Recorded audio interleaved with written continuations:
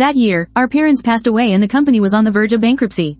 I cut ties with my sister during her most difficult time. 5 years later, her company went public, and she became successful and famous. She became the admired CEO Huo. When a reporter asked who she was most grateful to over the years, my sister's expression was cold, her tone dripping with sarcasm. The little brother who abandoned me for money. No, that's not right. He's not even my brother anymore. How is he doing? The reporters launched a nationwide search for CEO Huo's little brother, with a $10 million reward. But they couldn't find me. They only found the diary I kept before I died. When the reporter handed the diary to my sister, she froze on the spot. Her hand trembled as she took it, but the very next second, she threw the diary into the trash can. Is this some new trick of Huo Nian's? Or are you people just doing this for show? The reporter shook his head. He carefully picked up my diary. This is, indeed, your brother's diary from before he died. As for his body, it's already been cremated. Since no one came to claim it, it was disposed of by the crematorium. Before he could finish, my sister shot up in a rage. Don't think I'll forgive him for playing tricks like this. Go and tell Huo Nian that I have a little brother now. He's nothing to me. Even if he's dead, I wouldn't care. The reporter looked at her, troubled. So, this diary, what would you like me to do with it? My sister, Huo Wantong, sneered. You can read it out loud. I'd like to see what lies he's cooked up this time. Hello, dear diary. Please be my friend from now on. I guess you're the only one I have to talk to now. Let me tell you, today I took the presents my family had given me, and was running away from home when my sister caught me. I didn't want to run into her. I just wanted to slip away from home quietly.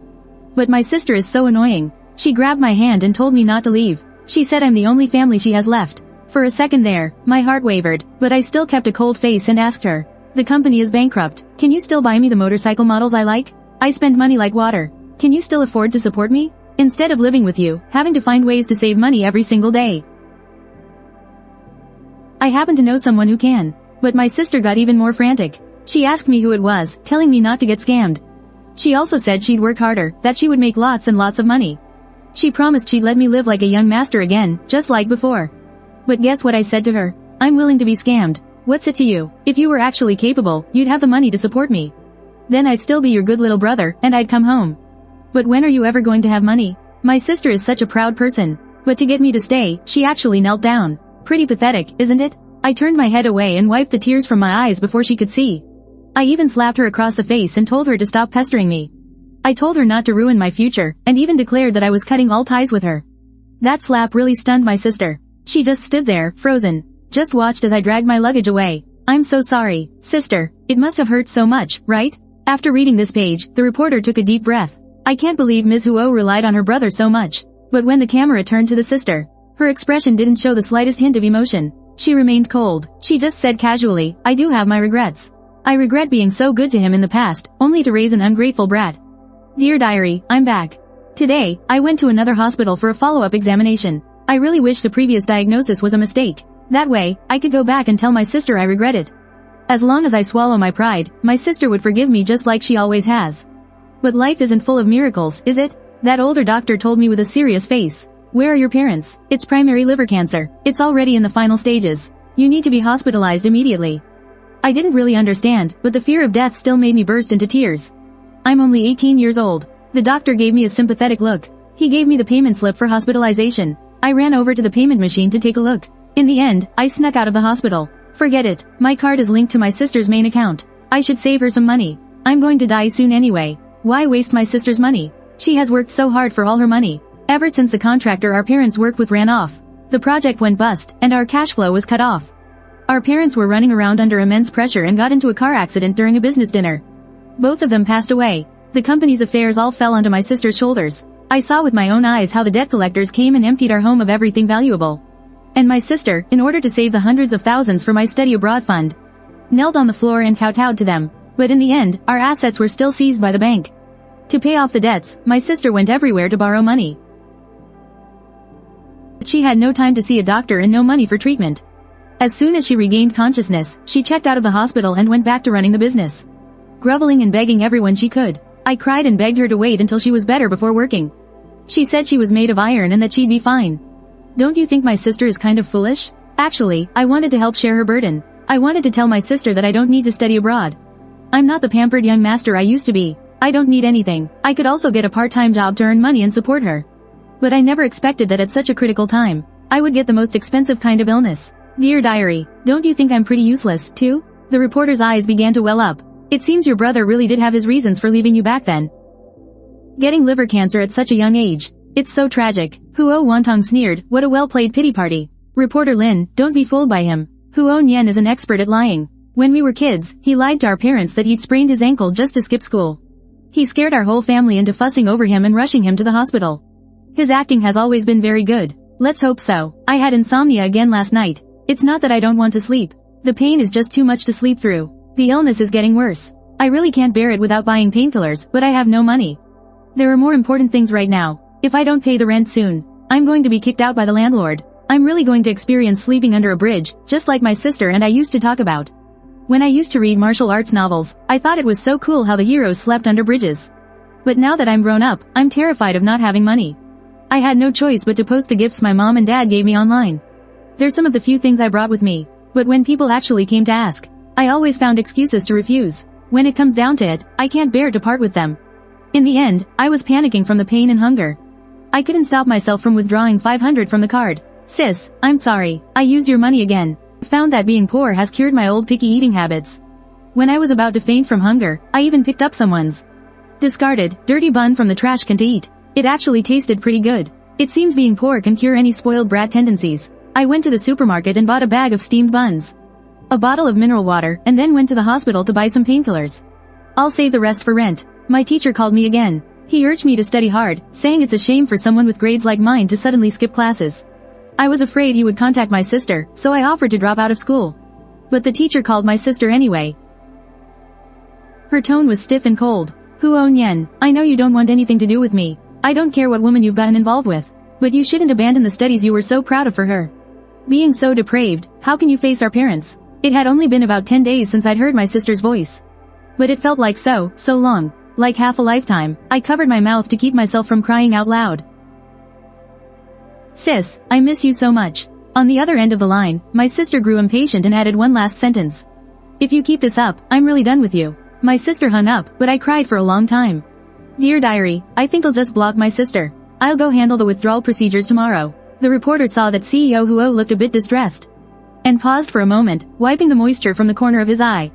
He turned to the next page. Dear diary, I've moved. The original hostel was $50 a night. It was too expensive. I spent the whole day searching. I ran all over the city and finally, in a remote part of the South City. In an urban village, I found a place for only $31 a night. There are 4 beds in the room. A strange older man lives in the one diagonally opposite me. I was scared of him at first sight. I glanced gratefully at the girl. She's on the bunk below me. Her name is Sha Yang. She looked up at me and smiled. Don't worry, Big Sis has got your back. This Big Sis is so nice. I took my medicine that night and slept soundly. I had a dream where Mom and Dad took my sister and me to Disneyland. Since my sister knew I liked Iron Man, she waited in line for me for hours. When it was finally her turn, she called out my name and pushed me in front of the person dressed as Iron Man, so I could finally take a picture with my favorite hero. I was smiling so wide my eyes turned into slits. Mom, Dad, and my sister were watching me happily from a short distance. But when I finished taking the picture and turned my head, they were all gone. The sky, which had been bright and sunny, suddenly turned dark. I was so scared. No matter how hard I looked, I couldn't find them. I woke up terrified, drenched in a cold sweat. My sister was looking at me with a worried face. Are you okay? I shook my head. She then asked me why I was living here. I told her everything. For some reason, I just really trusted her. After I finished, she didn't say a word. She just held me. Her embrace was so warm. My sister told me that she's an orphan. She was adopted, but her adoptive father was abusive, so she ran away because she couldn't take it anymore. She's been on her own since she was a teenager and has met all kinds of people. She also learned quite a few skills to protect herself. She said, someone like you need me to look after you. My sister taught me a lot of little tricks for saving money, like going to the supermarket to pick out food that's past its expiration date. Some supermarkets will give you a little money back for it, and some won't. But they'll let you take the expired food for free. We also go to the wet market to pick up the vegetable leaves that the ladies throw away. You just have to pick off the rotten parts. And after blanching them in hot water, you have something to eat. Sister Xiaoyang also took me to get a part-time job to earn some extra cash. I made 60 yuan in just one afternoon. Holding the money, I felt like I wasn't useless for the very first time. I thought to myself, if I could earn this much every day, I could even leave some money for my sister after I die. At that thought, I laughed out loud. Sister Xiaoyang looked at me like I was a complete idiot. You made 60 yuan, and you're this happy? She poked my forehead and said, you're so hopeless. Besides having to watch out for that weird old man every day, I also had to rush to wash up and get into bed, because the inn cuts off the power and water at 10 o'clock. living at the inn during this time. I was actually pretty happy. It's almost time for the power to go out. Good night. The reporter noticed that when the words old man were read, even the normally aloof CEO Huo quietly clenched his fists. He thought to himself, maybe CEO Huo didn't hate his younger brother as much as he appeared to. But a moment later, he felt that perhaps he had just imagined it. He turned to the next page and continued to read. Dear diary, I've moved out. It's because my sister saw me coughing yesterday. She doesn't really have any savings, but she insists on taking me to a doctor. I never told her I was sick before. I only said I moved out because I had a fight with my sister, but I couldn't fool him. Maybe I really am a jinx. I don't want to drag my sister down. Even more so, I don't want to drag down this kind older sister I just met. She once told me she was saving money to open her own auto repair shop one day. To have a home of her own. I won't let you die so young. When she said that, her eyes were full of determination. I smiled and nodded, but what I was thinking was, goodbye, sister. Early the next morning, I quietly left, dragging my few belongings. I'm squatting to write in my diary. My legs are a bit numb. Hang on a second, let me take a moment to recover. Alright, my health has gotten worse recently. I've started spitting up blood. I just couldn't help but spit up again. The passers-by who saw me, every single one of them was scared stiff, and they stayed far, far away. Pointing and whispering, I shrank into a ball. After a long while, I finally looked up and realized blood had dripped onto my diary. I hurriedly wiped it with my hand, but the bloodstain only got bigger. I'm sorry, dear diary. I got you dirty, too. I didn't mean to. It just hurt so much I couldn't control it. As I was squatting on the ground to catch my breath, a woman in shabby clothes walked up to me and stuffed some money into my hand. No matter how much I tried to refuse, she just dropped the money and ran off. I quietly followed her and saw that she was with her disabled husband. In her husband's arms was a young child. She tucked her hair back, kissed the baby's cheek, and went back to busily selling her fruit. I waited there for a long time, until it got dark. Half of my body was frozen stiff, and there was still more than half of the fruit left. The woman sighed, and her husband offered a few words of comfort. The two of them started to pack up, placing the baby in a basket off to the side. I put on my hat, walked over quickly, and while they weren't paying attention, I put the money back into the baby's clothes. Nicely written. I was almost moved. I guess he ran out of money. And started writing fiction for money. Reporter Lin, there's no need to read anymore. This is ridiculous. I can't believe I sat here and wasted so much time. Since he's playing dead and doesn't have the guts to face me, then I'll just consider him dead for real. I don't care anyway. After saying that, he stood up and turned away without a shred of hesitation. The interview came to an abrupt end, but this particular episode blew up. Someone dug up that 5 years ago, after CEO Huo cut ties with his brother, he was seen visiting a mental health clinic. People deduced that because of his parents' deaths and his brother's betrayal, he had developed severe depression. Then, after his company started taking off, he adopted a younger brother.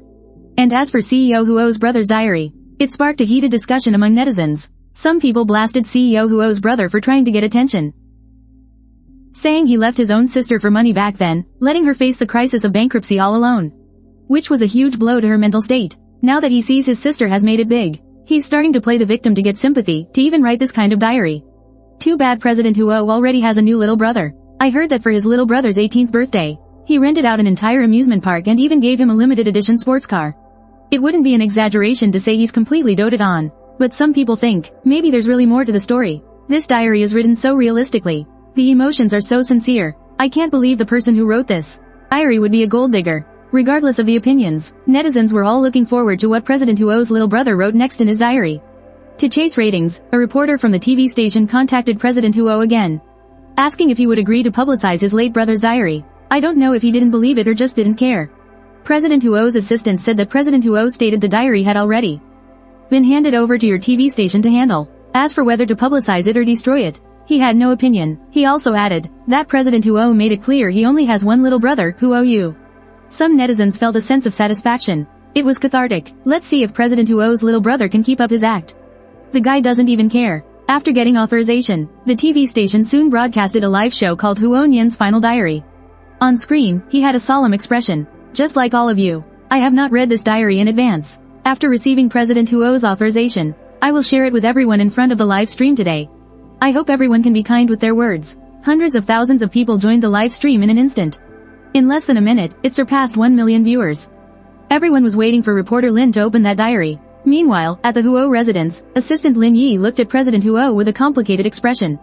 After hesitating for a long time, he finally spoke. President Huo, the show is about to start. President Huo didn't even look up. I've said it before. I don't want to hear about him again. Reporter Lin took a deep breath and opened the diary. Dear diary, I found a puppy today. At first, I didn't want to get involved, but it kept dragging its injured leg, following me and whimpering. Thinking I couldn't possibly take good care of it in my condition, I steeled my heart and kept walking. But after just 2 steps, I turned back. The moment I picked it up, the little yellow dog's eyes suddenly lit up, and it started licking my palm non-stop. I sighed. It must have known that I'm a soft-hearted person. I named him Changsheng, hoping he'll live a long and fortunate life. Unlike me, who is so short-lived, I took him to the pet hospital. Just the examination fee emptied my wallet. The subsequent surgery costs 2,000. If he doesn't have the surgery, he'll die. I looked at Changsheng in my arms and carefully asked the doctor if I could bring him back for the surgery in a few days. I don't have money. You can't delay any longer. Tomorrow at the latest. I walked out of the pet hospital holding Changsheng. I sat on the street corner, lost, and talked to him. You're so silly. There are so many rich people you could have found. But you had to find someone like me, who's about to die.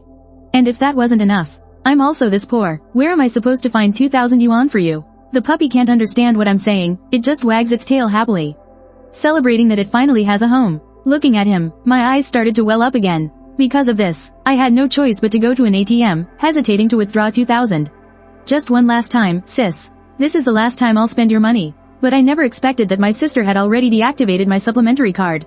My heart skipped a beat. But then again, I had already told her I wanted to cut all ties. My sister has no reason to give me money to spend. I never wanted to contact my sister again, but I had no choice.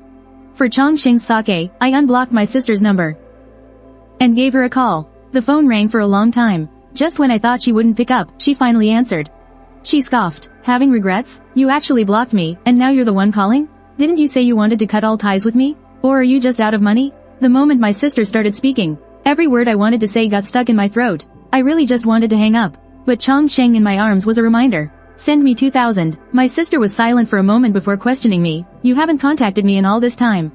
You don't care if your sister is eating well, if I'm sleeping well, if I miss you at all. You just want money. Is that right? I bit my lip, hard. A salty taste welled up in my throat, and I forced myself to swallow it down. I answered mechanically, yes. My sister sounded like she was choking back a sob. Fine. You want money, is that it? I'll give you everything. Will you be satisfied then? I never should have had any hope for you. Huon Yen, you're truly heartless. From this day on, you and I are no longer brother and sister. She hung up the phone. I couldn't hold it in anymore and collapsed to the ground, holding Changsheng, and coughed up blood. So much blood, but it landed on the dark ground, so it wasn't very noticeable. Changsheng seemed terrified. He kept whimpering and licking my cheeks frantically. I stroked Changsheng to comfort him. It hurts, but I'm also numb. But my heart hurts more. I looked at my phone. I had already received the 20,000 that my sister sent. When I tried to transfer the extra money back to her, I discovered that she had already blocked me. I held Changsheng and cried for a long time. I knew my sister was really done with me. I used to wish she would forget me and cut all ties, but now that she's actually done it, I'm so heartbroken I can barely breathe. Changsheng, I don't have a home anymore. The live comments started flying across the screen. How can this be so heartbreaking? Even if this guy just made it all up. This story is just too moving. I'm already crying. Keep going. What happened to Changsheng? The puppy can't talk. It can only celebrate having a home. Right now, there are still some people accusing Huon Yen of acting, trying to get sympathy by playing the victim. But that's just a drop in the bucket compared to before. It seems like everyone is more concerned about Changsheng's safety now. Urged by the others, reporter Lin composed herself. She turned to the next page. Dear diary, it's been a while. I have some good news for you. Changsheng had his surgery, and now he's all healthy. It's just that he's a very clingy puppy. Wherever I go, he follows right along. He even has to snuggle by my feet when we sleep. But there's also some bad news. My illness has gotten worse. I don't know how much longer I have to live. Maybe less than a month. Now, whenever I go to the pharmacy to buy painkillers in bulk, the staff always give me a wary look. They always assume, you know. Luckily, I still have my doctor's note. After I plead with them for a bit, they usually soften up and sell them to me. But the painkillers are working less and less. To be able to sleep, I have to take more and more. Yesterday, I was handing out flyers when I suddenly fainted on the side of the road. It really scared Changsheng. He wouldn't stop licking my face and barking at me. He finally got the attention of a kind person who took me to the hospital. I had to pay another fee. My heart just ached doing the math. Not only did I miss out on my part-time pay, I ended up losing a ton of money. The doctor said, you need to be admitted immediately, and we have to notify your family. If this keeps up, you might, soon. He didn't finish his sentence, but I knew what he meant. I mumbled a few excuses and quickly left the hospital. There's no way I can be admitted. It costs way too much. At the entrance of the hospital, I saw Changsheng. The moment he spotted me, he came dashing over. But at night, I was still in so much pain, tossing and turning, unable to sleep. Changsheng noticed I was suffering. He got really anxious, but there was nothing he could do. All he could do was press up close against me and lick me over and over. It was like he was about to cry. I weakly lifted my hand to comfort him, telling him it was okay. But the very next second, I couldn't stop myself from rushing out. I was hugging the toilet, throwing up, as if trying to vomit up my entire existence. I don't know how long it went on for. I threw up until the world went black. Later, I came to my senses with Changsheng frantically licking me. I looked in the mirror. And I scared myself. I looked so ugly. My hair was thinning, my face was all sallow. My once round cheeks were now so thin that my chin looked sharp. My sister used to tease me about my baby face, saying it made me look so harmless. But now, it feels like I'm really going to be stuck with this face forever. Being young forever doesn't seem like such a good thing after all. I want to grow up, bit by bit. I want to be by my sister's side, to watch her start a family and build her career. To see her happy and fulfilled. I washed my face, and patted my cheeks, trying to give myself a pep talk. I guess there's a silver lining. At least my sister can't see what I look like now. Otherwise, she would be horrified. I took my painkillers and finally managed to get some sleep. In the middle of the night, I started running a fever again. Oh, diary. It hurts so much. I really miss my sister. I want to see her again. Just seeing her from afar would be enough. A wish like this shouldn't be too much to ask, right? I'm going out to see my sister. I'm taking Changsheng with me. For this, I've prepared a hat and a mask. And a black trench coat. So cool, like a paparazzi. I just need to see my sister from a distance, that's all. Mr. Diary, I'm back. My sister is as beautiful and capable as ever. She's even taller, but she's also gotten thinner. I was originally going to leave after just one look, but my sister looked so unhappy. She used to love to laugh. I subconsciously followed my sister. I don't know why she went to the hospital. Why is she going to therapy? I asked her attending physician after she left. He wouldn't tell me, saying it was the patient's private information. It was only after I pleaded with him repeatedly that he sighed. He told me about my sister's situation. My sister is sick. She's very sick. Our parents' death was a huge blow to her. My leaving made her blame herself even more. She felt that she was useless. That she couldn't take good care of me, and that's why I resented her.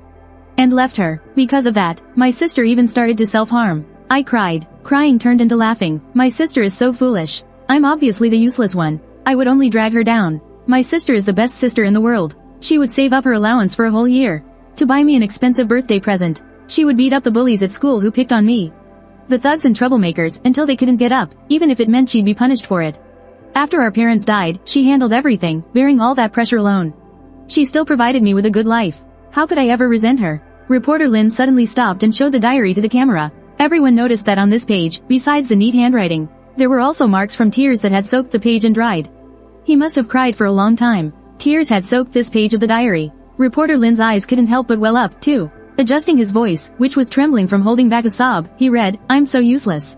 There's nothing I can do. I just watched as my sister and I passed each other by.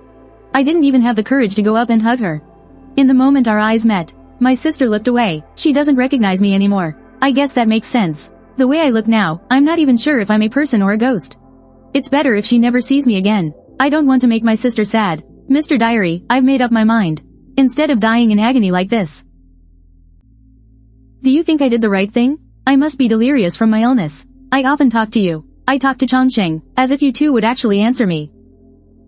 But what about Changsheng? I can't just leave him. I want to give Changsheng to my sister, to keep her company. And that way, Changsheng will have someone to look after him. I'm a genius. But then it hit me, tomorrow is my birthday. I should hold on for one more day. I don't want to die on my birthday. Last year, for my 17th birthday, Mom and Dad custom ordered a limited edition gaming setup for me. After I opened it, Dad patted my shoulder and wouldn't stop smiling, saying I was the coolest kid. My sister got me a mechanical watch with a gleaming face. It was incredibly expensive, but those gifts were seized long ago to cover our debts. All I have left with me now are the gifts that aren't worth much money. I take them with me wherever I go. When I had no money for food, I couldn't bear to sell a single one. When I sleep, I hug the brown bear Mom bought me when I was 8, as if I were hugging her. Mom, Dad, and my sister also said that for my coming-of-age ceremony, they would throw me a massive birthday party to celebrate their little young master's 18th birthday. But now, it feels like only Changsheng is here with me. I hold her, and she's the only warmth I feel. Changsheng seems to sense my emotions. She started to lick my palm and cheeks over and over with her wet tongue, trying to warm me. It tickled a bit. I smiled and gave Changsheng a kiss. I carried her to the cake shop. I wanted to buy myself a small cake. On my birthdays before, I never liked the 3 or 4 tiered cakes my parents got me. But now, after not having any for so long, my mouth waters just looking at them. Seeing the price tag of several hundred, my heart ached and I stood there for a long time. A shopkeeper came over impatiently and asked me, "Are you buying or not? If not, then get going." Then she glanced at Changsheng in my arms and said with a frown, "No pets allowed in the store."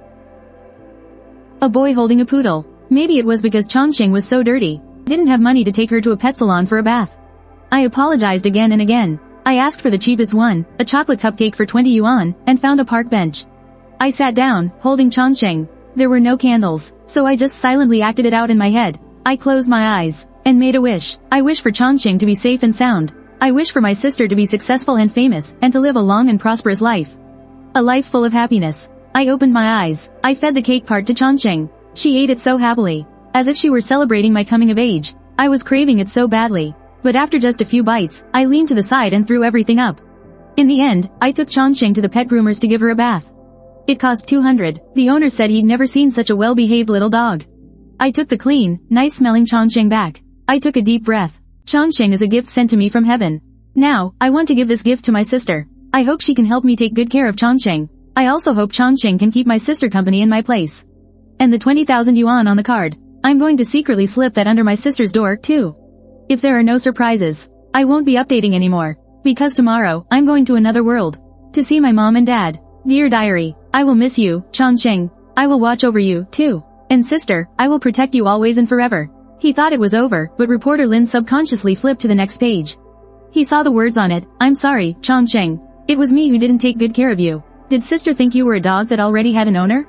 Or maybe she just didn't want you. I was hiding not far away, planning to leave after sister took Chongqing. But Chongqing broke free from the leash and ran toward me. If I had handed him over to sister myself, would he have been alright?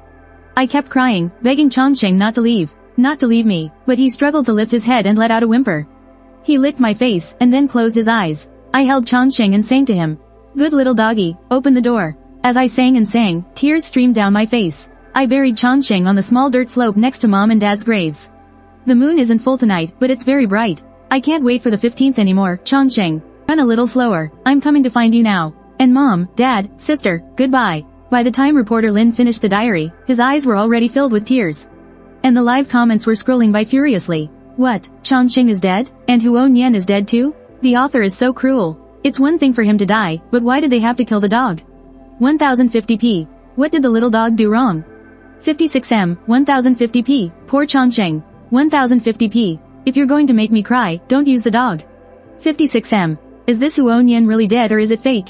Is this for the show? Can someone tell me? According to police records and our own investigation, Huo Nian passed away 5 years ago.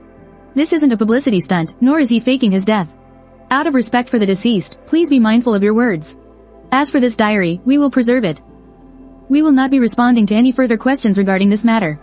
Thank you, everyone. Reporter Lin then ended the live stream. The online users' curiosity was not satisfied, so they went to DM CEO Huo on Weibo. They left comments under his Weibo posts. It even started trending. Huo Nian's diary before his death. Is the diary's content real? And then, the one who appeared in the diary. That sister, posted online. Is Nian Nian dead? I'm sorry. He left back then without saying goodbye. I searched for a long time but couldn't find him. I failed him. If only I had taken him to see a doctor sooner, he wouldn't have left so early. And he wouldn't have had such a difficult life. Most people were skeptical, until he posted a photo of them together. The boy in it with the brilliant smile looked exactly like the photos of Huo Nian that had already been released. Only then did people believe him. The online community was devastated, finally believing that the diary was real. The entire internet began to mourn Huo Nian and Chongqing as hashtags exploded one after another. Nianian, Chongqing, we're bringing you home. Nianian, Chongqing, are you two okay in the other world? This finally caught the attention of Mr. Huo's assistant. He stared at his phone for a long time. He hesitated, but still spoke up. Mr. Huo, 5 years ago, did you happen to see a dog? A beige one. Mr. Huo looked at him, puzzled, then nodded after a moment. That day, on my way home from the office, I found a small dog tied to the post by my door.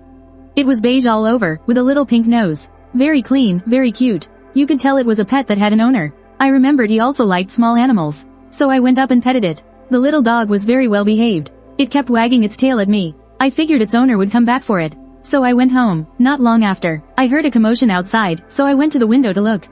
There was a boy in the middle of the road, holding that little dog and crying. He was crying his heart out. That must have been the dog's owner. I heard that the dog hadn't seen its owner for a while. And in its anxiety, it broke free from its leash and was hit by a car. The assistant froze. Suddenly, his phone pinged. He looked down at the file sent to his phone, and his heart sank. Mr. Huo, I'm sorry. I went behind your back to investigate the matter of the diary and the whereabouts of your younger brother. He's really dead. The police department registered his death 5 years ago. The certificate is real. It can't be faked. He committed suicide by taking poison. And that diary, it's also real. After saying this, the assistant didn't dare to look at Mr. Huo's reaction. He just opened those trending topics. You should take a look. What happened to Huo Nian afterward? Her diary was published online for everyone to see today. I thought you would want to know. Walking to the door, he added, your brother. He had a really hard time. After walking out of Mr. Huo's office, the assistant, Lin Yi, gently closed the door. After that soft click, it was as if the world was shut out. Only Huo Wantong was left in the office with the investigation file in his hand, which felt as heavy as a mountain. The air grew still, the coldness and indifference he had been forcing himself to show, like a punctured balloon. Instantly deflated, he didn't even have the courage to open the file right away. His cold fingertips just touched the rough edge of the paper. The scene from the interview flashed uncontrollably through his mind, the moment the reporter took out the diary. The unnatural clenching of his heart at that instant, and when he heard the contents of the diary. All the subtle doubts and sharp pangs of pain he had forcibly suppressed. And that line, I originally wanted to keep him company, and also have someone to take care of Chongsheng. At the time, he thought it was one of Huo Nian's clumsy lies. But now, it was like a series of poison-tipped needles stabbing into his heart. He finally, tremblingly, opened the file. The first page was a photocopy of the death certificate from the police department. It was black and white, the format cold and impersonal. Name, Huo Nian. Gender, male. That autumn 5 years ago, since their last phone call. Only 3 months had passed. Cause of death. Location found. A small grove by the river on the outskirts of the city. Near the place he mentioned in his diary, where he buried his parents' ashes. Discovered by an old man walking his bird in the early morning. Body disposal. Unclaimed, cremated by the funeral home according to regulations.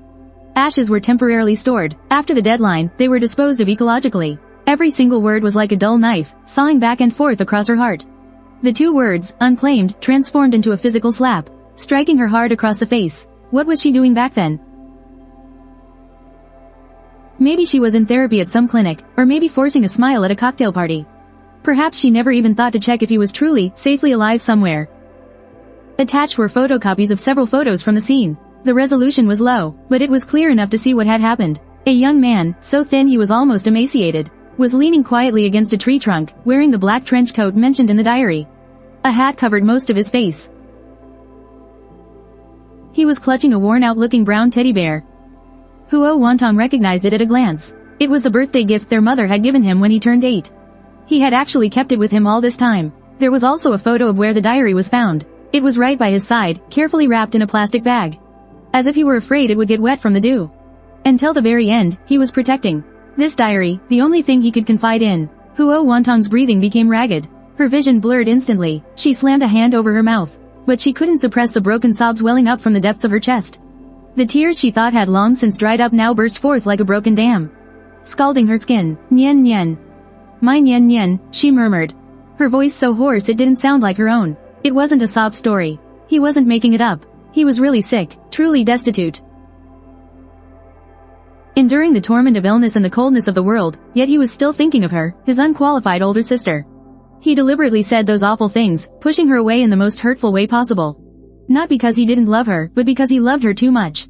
So much that he would rather bear all the blame and pain himself than become a burden to her.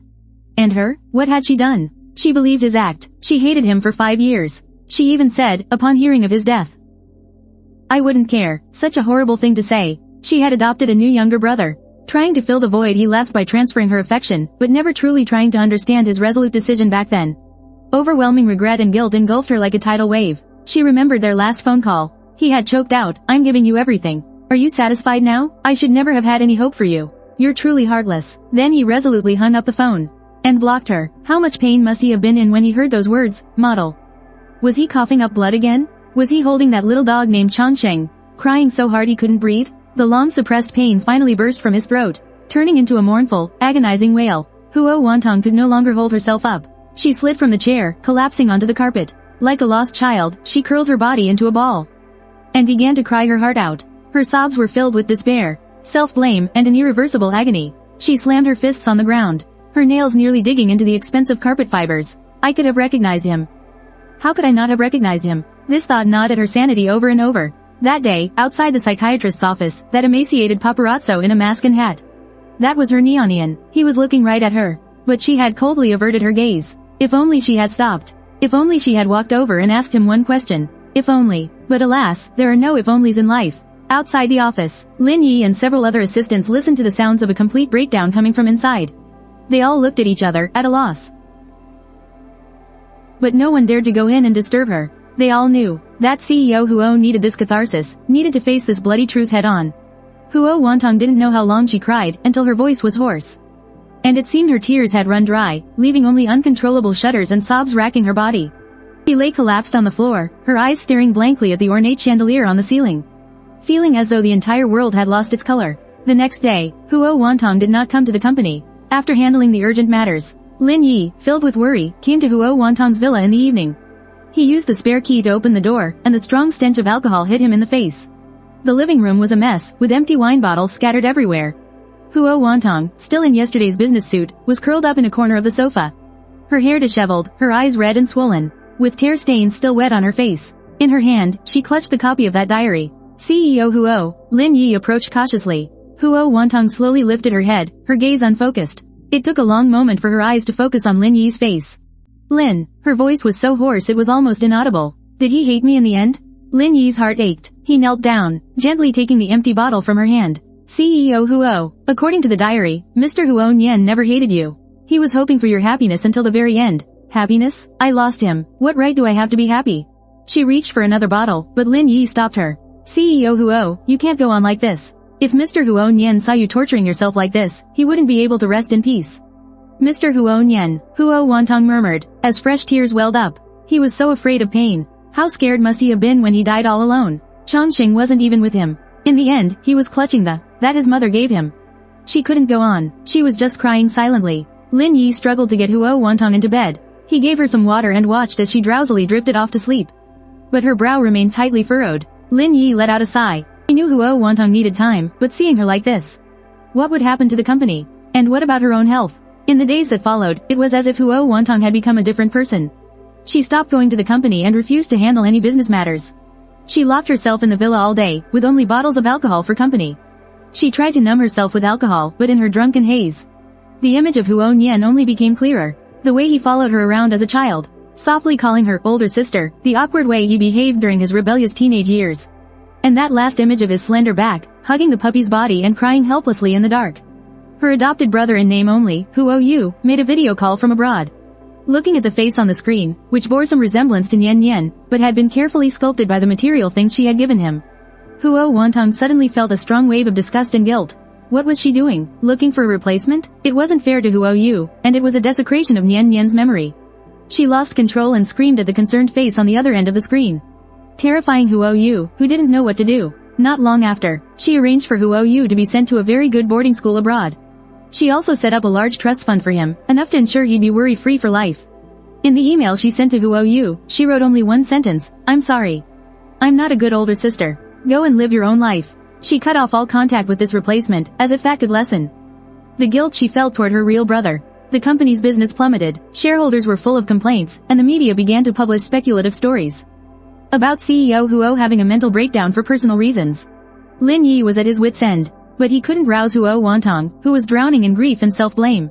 The turning point came late one night, when Huo Wantong once again passed out drunk on the living room carpet. Half asleep and half awake, she thought she saw Huo Nian standing right in front of her.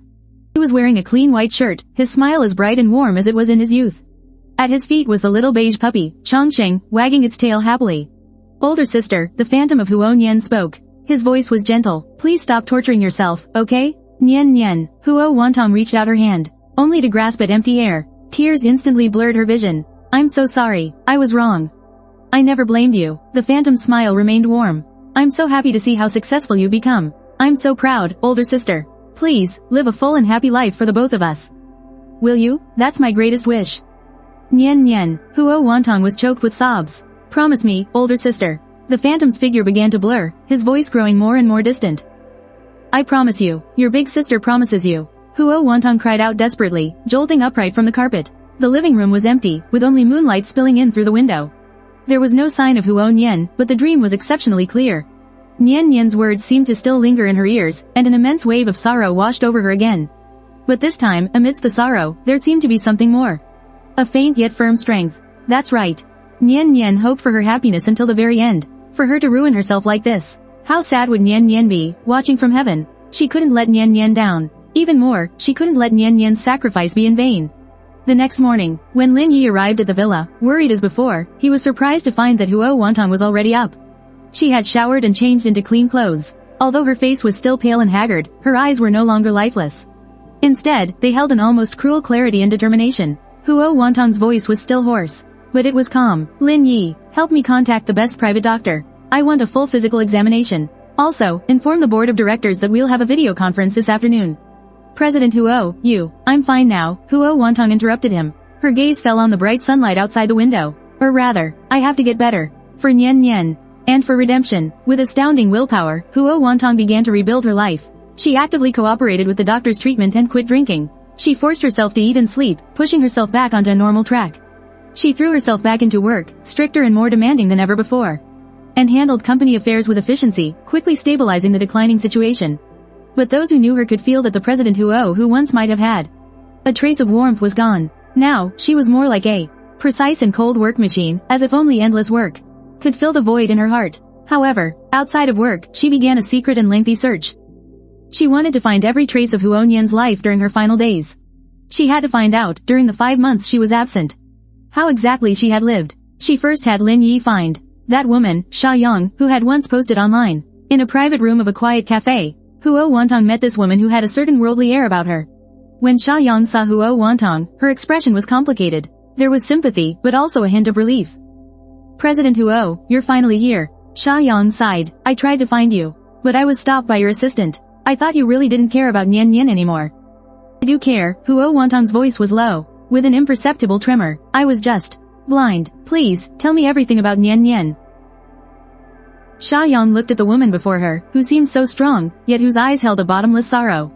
His heart softened, and he began to tell the story. He started from that filthy, messy motel in the inner city slum, speaking of Nian Nian's innocence and stubbornness. He spoke of how Nian Nian coughed up blood when his illness flared up but still refused to go to the hospital, and how he had to press him just to find out he had a terminal illness. He talked about taking out all his savings to get him medical care.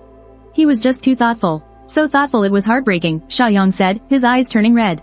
He always said he couldn't be a burden to me, that it wasn't easy for me to earn money. He said I should save it to open my auto repair shop. When he left, he only took a few things with him. Some clothes and that old, worn-out teddy bear. I looked for him for a long time after that. I went to all the places he might have gone, hospitals, parks, under bridges. But this city is just too big. I couldn't find him. Xia Yang choked up. If only I had watched him more closely then. If only I could have forced him to the hospital. Huo Wantong listened quietly. Her nails dug deep into her palm. It turned out that while she was resenting him, a stranger like this had given him a brief moment of warmth and shelter. And had even run around searching for him. And yet she, his own sister. Huo Wantong took a deep breath and said solemnly, "Thank you, Xia Yang. Thank you for helping him when he was at his most difficult time. Do you have any wishes? Or is there any help you need? Please, just ask." Xia Yang shook his head. "I don't need anything. I didn't post that to get anything in return. I just wanted to let everyone know that Nian Nian was a good kid. He shouldn't have been misunderstood like that. If you really want to do something for him, then live a good life. Don't let his death be in vain." Xia Yang's words were exactly like Nian Nian's plea in her dream. They struck Huo Wantong's heart heavily. After leaving the cafe, Huo Wantong followed the clues Xia Yang provided and went to that inner city slum. A few years had passed, and the place had already been demolished. A new shopping mall had been built in its place. She stood at the bustling street corner, trying to imagine how Nian Nian had struggled to survive here back then. How he hid from that creepy old man, how happy he was over a 20 yuan part-time job. A dull ache pulsed in her chest. She then went to the supermarket and wet market mentioned in the diary. She even found the pet hospital. The manager of the pet hospital was still there. Huo Wantong took out a photo of Huo Nian that she had saved on her phone. It was a picture of him at 17, smiling without a care in the world.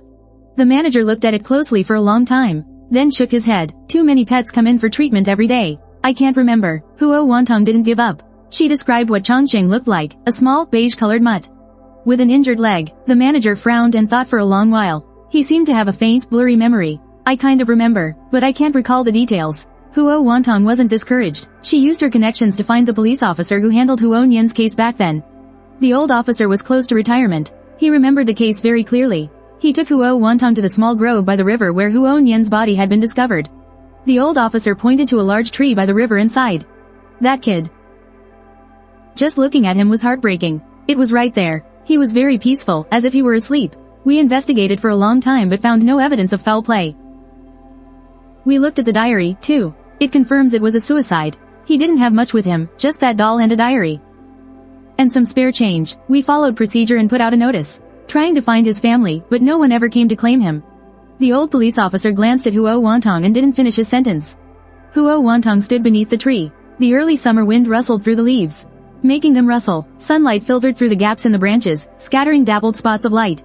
It's so peaceful here, you can hear the gentle sound of flowing water. Neonian, did you choose to end your life here, because it was closer to mom and dad? In your final moments, as you gazed at this peaceful forest, what was going through your mind? Were you remembering our childhood? The days when mom and dad would take us on outings? She crouched down, gently stroking the rough tree bark, as if she could feel the warmth her little brother left behind in his final moments. Tears slid silently down her face, dripping onto the earth below. Neonian, your sister is here. I'm sorry, I'm so late, she murmured in a low voice, her words shattering in the wind.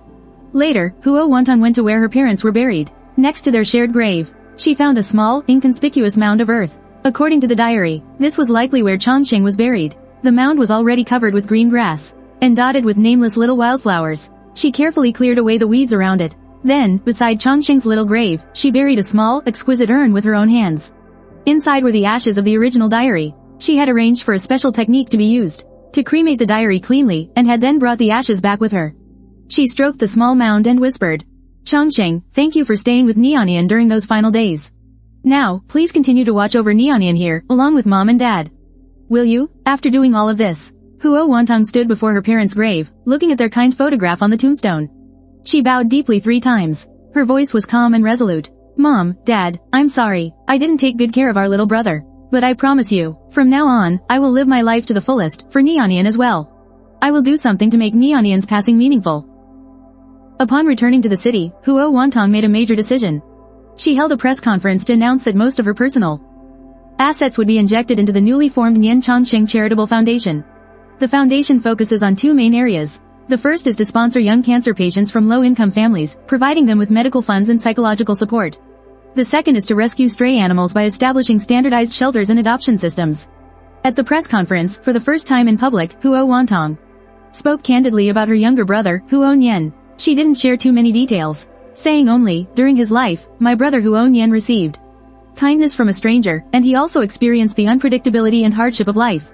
This foundation was established to commemorate him, and also to help those who, like him, are going through illness and hardship. I hope that every life can be treated with gentleness, and that every act of kindness can be passed on. His actions shocked the business world, and moved countless ordinary people. The voices that once questioned him and mocked him were gradually replaced by understanding and admiration. People finally understood that behind the cold CEO Huo was such a story of unforgettable pain and redemption.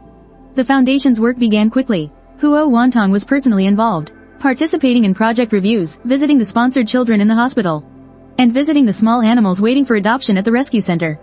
In this process, some genuine, gentle expressions would occasionally appear on his face. Although the sadness in his eyes never truly faded, he seemed to have found a way to coexist peacefully with his pain. He would often go to a children's hospital, sponsored by the foundation, and sit outside a ward, watching the children fighting their illnesses. One time, a little boy with the same illness as Huo Nian had lost all his hair due to chemotherapy. Yet he still smiled optimistically at him. At that moment, Huo Wantong felt as if he saw Neonian as a child. He walked over, gently stroked the little boy's head, and slipped him a brand new motorcycle model. The little boy's surprised smile sent a ripple of warmth through his cold heart. He also tried to help Sha Yang again, wanting to invest in an auto repair shop for him to fulfill his dream. But Sha Yang refused again. Mr. Huo, I appreciate your kindness. Sha Yang smiled freely. But I still want to earn money with my own 2 hands. Besides, I'm a volunteer at the foundation now, helping coordinate stray animal rescues, and I find it very fulfilling. Perhaps this is what Neonian would have wanted to see. We are both living well in our own ways. He respected Sha Yang's choice and was grateful that fate had allowed his brother to meet such a righteous person in his final moments. Back then, he always said that steamed buns dipped in a bit of soy sauce was the most delicious food on earth. Sha Yang looked out the window, his voice quite calm. Actually, I knew. He was just so hungry he had no choice. But every time he talked about it, his eyes would light up, as if he were really eating some kind of gourmet feast. Huo Wantong listened quietly beside him, his nails digging into his palms, just to keep from crying. These details were so much more specific than the words in the diary, and so much more painful. His heart ached with each word, as if cut by a knife. Now he knew everything. He knew how Neonian had gnawed on steamed buns with cold water in the winter. He knew how he had curled up in a corner of the bed, trembling in pain, but stubbornly refusing to make a sound. He also knew how the little dog, Chongqing, had licked away his tears with its wet tongue when he was at his lowest. He got the address from Shaoyang, the urban village where Nianian used to live. Although it had long been demolished and was now all high-rise buildings, he still often drove there by himself. He would just park on the side of the road and do nothing, just looking at the new buildings, imagining how his brother had dragged his sick body to endure it all here. As for company matters, he still managed things in an orderly fashion, but that relentless drive he used to have seemed to have faded quite a bit. He delegated his authority, unlike before, when he had to keep an eye on everything himself. Everyone on the outside said that after what happened with his brother, Mr. Huo had come to terms with it and was dedicating himself to charity. Only his assistant, Lin Yi, knew that deep down, Huo Wantong had never truly been at peace. The edges of the photocopy diary in his study were worn and frayed. Beside it was a huge pile of materials on liver cancer treatments, hospice care, and psychological intervention. It was as if he was conducting a very long research project, and the subject was the brother to whom he owed so much. A past that could never be changed. Time really flies. In the blink of an eye, 3 years had passed since that diary livestream that shocked the entire nation. The Nian Chongqing Foundation helped thousands of families, and Huo Wantong also received numerous honors for it. But on one drizzly afternoon, he received a phone call. It was from the sanatorium. It was Huo Yu. The call was from his adopted brother, who was abroad. On the phone, Huo Yu's voice was hesitant and worried. "Brother, I was sorting through the old things at your house abroad, and I found a photo album that was hidden very well. It's full of pictures of Huo Nian from his childhood. There were also a few diary fragments you wrote when you were young, things you've never shown anyone before. I looked at them, and I found some things out. Things you may have forgotten yourself. It's about the time around our parents' death. Some vague truths that seem to have been intentionally hidden." Huo Wantong's hand, holding the phone, trembled slightly. Outside, raindrops pattered against the window pane. The sound was unsettling. He asked Huo Yu to mail those things to him. A few days later, the package arrived. Besides the photo album, there were also a few yellowed pages, notes from Huo Wantong's youth. The handwriting was frantic, showing a state of high emotion. He remembered it was from the night before his parents' car accident. There had been a particularly fierce argument at home. The argument was over a major company decision. His father insisted on taking a risky gamble. His mother supported him, but a young Huo Wantong was desperately opposed. He even said in anger, "You'll drag us all down doing this." In the diary, he had filled the pages with resentment for his parents' stubbornness and fear for the future. The last line read, "It's definitely all their fault." These words, buried by time, were like a rusty key, suddenly unlocking a door in Huo Wantong's memory. A door that had been locked shut. He collapsed into his chair. Breaking out in a cold sweat, he finally remembered. The day his parents had the accident, just because they had fought the night before. He didn't even see them off. And in all the years since then, the immense grief and guilt had made him selectively forget this unpleasant memory. He only remembered how good his parents were to him and how helpless he had been. So, it turns out, while Nian Nian was enduring his illness in silence, I was also subconsciously carrying another layer of guilt for our parents' deaths. I always thought Nian Nian's death was a punishment for my incompetence. I never thought that perhaps this was also fate's retribution for those vicious words I said back then. This compounding sense of guilt, it almost completely crushed her. She locked herself in her study for 2 whole days. When she came out, she said to her assistant, Lin Yi, "I'm going to pay my respects to Nianian and Chongqing, and also Mom and Dad."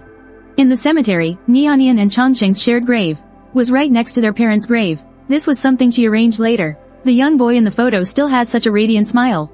Chongqing squatted obediently at his feet. Huo Wantong stood in the light rain, wearing a black trench coat. She wasn't holding an umbrella. She gazed at the photo on the tombstone for a long, long time. Then, she slowly knelt. She didn't cry, she just gently wiped the raindrops from the photo with her finger. Nianian. I always felt that it was because I wasn't good enough that I lost you. Thinking about it now, perhaps from much earlier, our family's fate was pushed onto a difficult path. Dad insisted on taking that risk. Mom supported him, and I was too willful back then. And then there was your terrible illness. All of it mixed together is what led to what happened. Your sister was wrong. I was wrong for being too young back then and saying such awful things. I was wrong for being so focused on proving myself in the years that followed, for not seeing that you were just pretending. And I was wrong for only torturing myself after learning the truth, almost forgetting your final wish. You said you hoped I would be happy for the rest of my life. Your sister used to think that was completely impossible. Without you, how could I possibly be happy? At this point, she paused for a moment. Rainwater trickled down her hair, mixing with the tears she finally couldn't hold back. But now, your sister wants to try to make it happen. I'll continue to look after Nian Chongqing for you, and help more children like you. I'll run the company well and turn it into a place that can help more people. I will also try to truly accept my current life, including Huo Yu. That kid hasn't had it easy, either. Nianian, your sister might never be able to completely forgive herself. But I promise you, I won't bury myself in the past anymore. I will carry my memories of you and live on properly. And seriously, that's probably the only thing you'd want to see. Right? She bent down, pressing her forehead gently against the cold tombstone, as if she could feel that response from the other side of life and death. The rain slowly stopped. A faint ray of sunlight peeked through a break in the clouds, shining on the cemetery. It illuminated the bouquet of white chrysanthemums she had just set down, the raindrops on the petals glistening brightly. Huo Wantong stood up and took one last look at her brother's photo. Her steps were not as heavy as when she arrived. Though still slow, they had a more grounded feeling to them. The wind blew through the pine forest next to the cemetery, making a rustling sound, like a sigh, and yet also like a relieved whisper. It seems the story can come to a close here. A story about forgiveness and redemption, about how to carry on while covered in scars. Huo Wantong's life had finally turned a new page. A new chapter was beginning, but it was still filled with a deep sense of longing. But perhaps, a gentle light of her own peace was slowly starting to shine through. The rhythm of Huo Wantong's life quietly changed. She was still busy, but it was no longer the kind of almost frantic busyness tinged with self-punishment. She started seeing a therapist regularly to confront the deep-seated, complex emotions about her parents' death and the resulting overprotectiveness and subsequent guilt she felt towards Huo Nian. The process wasn't easy. It was often accompanied by insomnia and mood swings, but she persevered. Her relationship with Huo Yu also entered a new phase. After receiving that old photo album and the diary excerpts, she took the initiative to give Huo Yu a long phone call for the first time.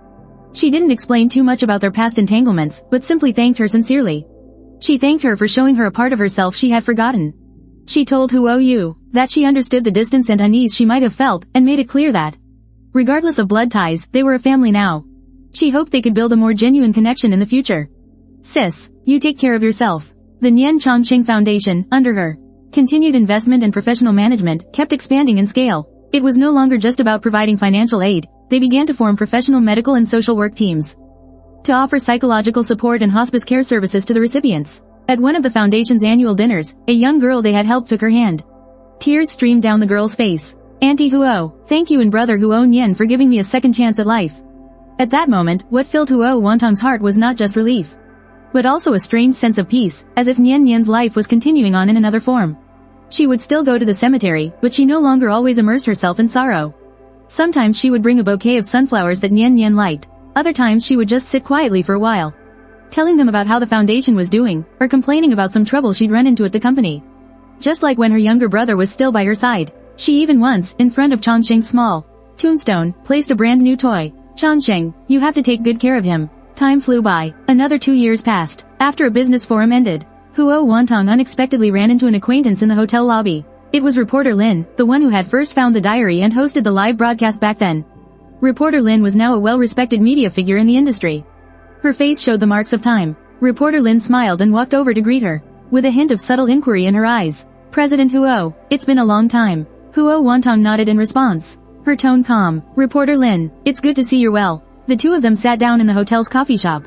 After some pleasantries, Reporter Lin hesitated for a moment, and then spoke. President Huo, have you been well all these years? Huo Wantong gently stirred the coffee in her cup, her gaze sweeping over the bustling street scene outside the window. She said slowly, I can't say that it's been bad. I've learned to make peace with myself and to coexist with the past. I suppose this is growing up. It's just that the price I paid was far too high. That diary changed many people, including me. It gave me a deeper understanding of the fragility of life and the weight of family ties. I've been wanting to find a chance to formally say thank you. And also, I'm sorry. I'm the one who should be thanking you for revealing the truth the way you did. You brought me Nian Nian's final words. Although the process was painful, without that diary, I might have lived forever in a lie of my own making. That would have been the real injustice to him. Reporter Lin, as if having made up his mind, took from his briefcase a slightly yellowed manila envelope and pushed it in front of Huo Wantong. Huo Wantong was a bit puzzled. This was with the diary when we were sorting through Huo Nian's belongings. I didn't think the time was right back then, so I've been keeping it safe ever since. Now, I feel it's time to give it to you. Huo Wantong's heart skipped a beat. She took a deep breath and carefully opened the envelope. Inside wasn't a letter, but a slightly faded color drawing. The paper was clearly torn from a notebook. Its edges weren't even. The picture showed a scene meticulously drawn with colored pencils. The sky was a brilliant blue. The sun was shining brightly, and the grass was lush green. A girl with a ponytail and a radiant smile, clearly a younger Huo Wantong, was holding the hand of a little boy, Huo Nian. In her other hand, she held a small, beige dog, Chongqing, while her mom and dad stood behind them. their faces overflowing with happy smiles. In the top left corner of the drawing, written in crooked yet exceptionally earnest handwriting, were the words, "My family," and a wish. "I hope my sister will be happy forever." On the back of the drawing was another line in smaller, messier handwriting. The artist. It was added by Huo Nian later. The ink was darker. "Sister, I'm sorry. And I love you." Tears instantly blurred Huo Wantong's vision. She could almost see the boy, emaciated and tormented by his illness. In the final moments of his life, enduring the pain, using a trembling hand to sketch, stroke by stroke, the scene in his heart. The reunion he longed for but could never have again. He felt no resentment, only remorse and love. She clutched the thin piece of paper tightly, as if it were the most precious treasure in the world. A tear fell onto the drawing. She quickly wiped it away with her fingertip, terrified of blurring the trace her brother had left behind. Choking back sobs, Huo Wantong said to reporter Lin, and to herself, "He was always thinking of me." Reporter Lin's eyes were red, and he nodded silently. That night, Huo Wantong had the drawing carefully framed and hung it in her study, right next to the copy of the diary. She stood before it, looking, for a long, long time. In the days to come, Huo Wantong would still be that formidable President Huo in the business world. The head of the Nian Chongqing Foundation, model. A powerful founder, but deep in her heart, there was a corner that would always be soft for that 18-year-old boy and his puppy. She no longer tried to forget. Instead, she chose to remember. She carried this heavy love, and continued to walk through life, trying to live the way he would have wanted to see. She knew the rainy seasons of life might come again, but in her heart, she had already held up an eternal, warm umbrella for herself and Neonian. The story's ending wasn't a perfect happily ever after, but at least it was heading toward a kind of scarred, real completeness. Huo Wantong's life gradually formed a new normal. That painting, titled My Family, was like a tiny beam of light that shone into the coldest corner of her heart. She didn't eliminate the sorrow, but she miraculously dissolved that part of her sharp self-blame. She realized what Neonian had left for her wasn't just pain and regret, but also such pure love and blessings. This realization gave her the true strength to keep moving forward. She began to plan her own life more proactively, not just her work. She picked up oil painting again, which she had loved in her youth, and signed up for a weekend hobby class. The scent of turpentine filled the studio, and the feel of the brush smearing paint on the canvas gave her a long-lost sense of tranquility. She painted landscapes and still lifes, but she never tried to paint people, especially family. That painting was Neonian's one-of-a-kind masterpiece. She couldn't bear to copy it. Her relationship with Huo Yu also became more and more natural. After graduating from university, Huo Yu chose to return to the country to develop his career. He didn't join the Huo group, but instead got into a tech startup on his own merit. Huo Wantong respected his choice. She only offered advice as someone with experience when he encountered professional difficulties. Rather than giving orders, they would occasionally have meals together, chatting about work and life, like an older sister and younger brother with a good relationship. One time, Huo Yu brought his girlfriend to meet her. The girl was a little nervous. Huo Wantong smiled gently and handed her a red envelope. Get along well, and be considerate of each other. In that moment, she felt as if she could see. If Neonian were still alive, she, as his older sister, might have also experienced a similar scene. The influence of the Nian Chongqing Foundation grew by the day. They began to cooperate with the country's top medical research institutions, funding early screening for liver cancer and targeted drug research. Huo Wantong was no longer just a funder. She would personally participate in some project discussions, offering suggestions from the perspective of a patient's family member. At one project review meeting, a young researcher excitedly reported on a new detection technology. This new detection technology was expected to increase the detection rate of early-stage liver cancer by 30%. As Huo Wantong listened, her eyes grew warm. She remembered that when Neonian was diagnosed, it was already the late stage. She pinched her palm hard, suppressing the surging emotions. If only there had been a chance to discover it earlier. This strengthened her resolve to support this kind of research. Time flowed on peacefully, until one autumn afternoon, Huo Wantong received a call from the nursing home. It wasn't about Huo Yu, but about Xiaoyang. Miss Xiaoyang collapsed from exhaustion. The prognosis wasn't good. She was hoping to see you. Huo Wantong immediately cancelled all her plans and drove to the small city. In the hospital room, which smelled of disinfectant, Xiaoyang was much thinner than she remembered.